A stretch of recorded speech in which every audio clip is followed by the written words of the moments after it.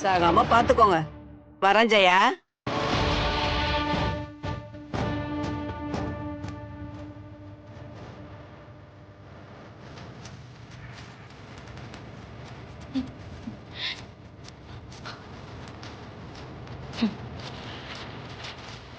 மா விடுமா.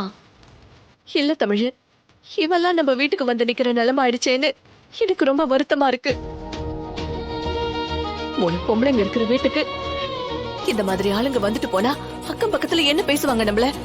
மா இனிமே வரமாட்டாங்கம்மா. சொல்ற டைமுக்கு முன்னாடியே நான் திருப்பி பணத்தை கொடுக்க ஏற்பாடு பண்ணிடுறேன். அக்கா, அந்த சரளா அக்கா கூட வந்த பொறுக்கி பையன் பார்வையே சரியில்லைக்கா. ப்ளீஸ்க்கா, இனிமே அவங்கெல்லாம் இந்த வீட்டுக்கு வர மாதிரி வச்சுக்காதக்கா. எப்படியாவது பணத்தை ரெடி பண்ணி கொடுத்துருக்கா. சரி தேனு, நான் ட்ரை பண்ணிட்டு தான் இருக்கேன். சரி பண்ணிடலாம். அவங்க இனி இந்த வீட்டுக்கு வர மாட்டாங்க, பயப்படாத. தமிழ், எப்படி காசு ரெடி பண்ண? அண்ணன் கிட்ட எல்லாம் எதுவும் வாங்கல? அதெல்லாம் ஒண்ணும் இல்லம்மா, அந்த வீட்டுல யார்கிட்டயுமே நான் வாங்கல. அப்படின்னா எப்படி கிடைச்சது? மா எப்படியோ பணத்தை ரெடி பண்ணிட்டேன், அப்புறம் என்னம்மா, விடுமா. தமிழ், இப்ப நீ சொல்ல போறியா இல்லையா? மோதிரம் ஒண்ணு வச்சிருந்தல, அதை வித்துட்ட. ஏண்டி, உங்க அப்பா நினைப்ப உன்கிட்ட இருந்தது அது ஒண்ணு தானே, அதையும் வித்துட்டியா? இப்ப சென்டிமெண்ட்டுக்கெல்லாம் நேரம் இல்லம்மா. மான மரியாதையோட வாழணும்னா ஒரு சில முடிவுகளை எடுத்துதான் ஆகணும். அந்த மோதிரத்தை விட அப்பா பெருசுமா. அவர் சீக்கிரம் கிடைச்சா போதுமா. அவர் நம்ம பக்கத்துலதான் எங்கேயோ இருக்காரு. கண்டிப்பா திரும்ப வந்துருவாருங்கிற நம்பிக்கை எனக்கு இருக்கு. இத பத்திலாம் நீ யோசிக்காத. கடனை மட்டும் நம்ம சீக்கிரம் அடிச்சிடலாம். தமிழ், நானும் வேலைக்கு போறேன். தேனும் பார்ட் டைமா வேலைக்கு போயிட்டு இருக்கா. இந்த கடன் அடைக்கிறதுக்காக நாங்களும் எங்களால முடிஞ்ச பணத்தை கொடுக்கறோம். நீ ரொம்ப சிரமப்படாத தமிழ். மா, தேன் இன்னும் படிப்பையே முடிக்கல, அவளை போய் நீ எதுக்கு பார்ட் டைம் ஜாபுக்குலாம் அனுப்பி விடுற? இல்லக்கா, நம்ம குடும்பத்துல இவ்ளோ கஷ்டம் இருக்கும்போது நான் மட்டும் வேடிக்கை பார்த்துட்டு இருக்கணுமா? எனக்கு 2 மணி வரைக்கும் தான் காலேஜ். அதுக்கப்புறம் நான் சும்மா தானே இருக்கேன். அந்த டைம்ல வேலைக்கு போறது ஒன்னும் தப்பு இல்லையே. தேனு, அந்த டைம்ல இன்னும் நல்லா படி. கவர்மெண்ட் எக்ஸாம்லாம் நிறைய வருது, அதுக்கு நீ இப்பத்துல இருந்தே ப்ரிப்பேர் பண்ணலாம்ல. ஒரே நாள்ல வாழ்க்கை மாறிடும் தேனு, ஆனா நாம அதுக்கு முயற்சி பண்ணிக்கிட்டே இருக்கணும். போச்சு போச்சு, எல்லாமே போச்சு. எது நடக்க கூடாதுன்னு நினைச்சுக்கிட்டு இருந்தோமோ அது எல்லாமே இப்ப கண்ணு முன்னாடி நடந்துகிட்டு இருக்கு. என்னால இப்ப எதுவும் செய்ய முடியலையே. ஏங்க, ஷேர்னா எவ்வளவுங்க வரும்? எவ்வளவு வருமா?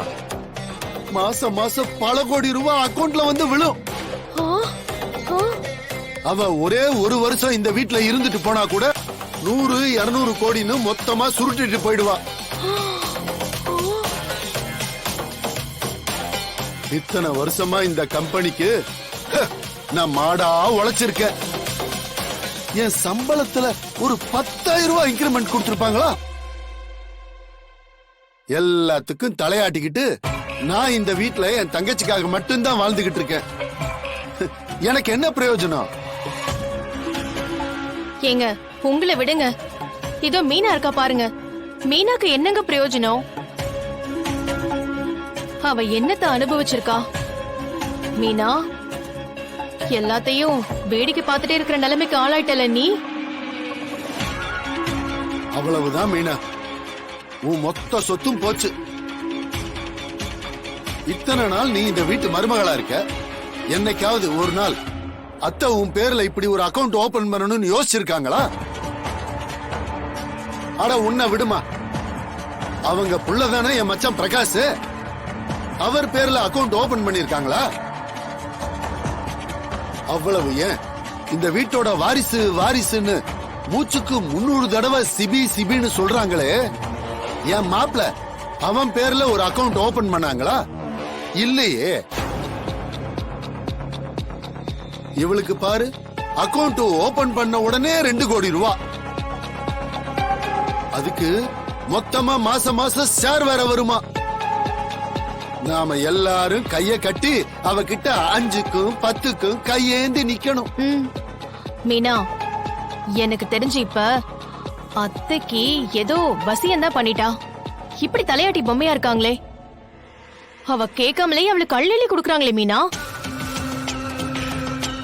அவ்வளவுதான் மீனா, உனக்கு 2 பிள்ளைங்க இருக்கு, பாத்துக்கோ. அதுங்க காலம். நாளைக்கு உன் பொண்ணுக்கு ஒரு மாப்பிள்ளை பார்த்து கல்யாணம் பண்ணணும்னாலும் அதுக்கு நீ தமிழ் கிட்ட தான் எதிர்பார்த்து நிக்கணும். கால கொடுமை.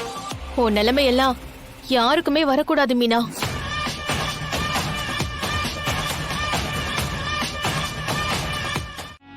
மாமா, நான் உங்ககிட்ட காரு கேட்டனா? நீ கேட்கலனால உனக்கு என்ன தேவைன்னு எனக்கு தெரியும். அதை செய்ய வேண்டியது ஒரு மாமனா என்னோட கடமை.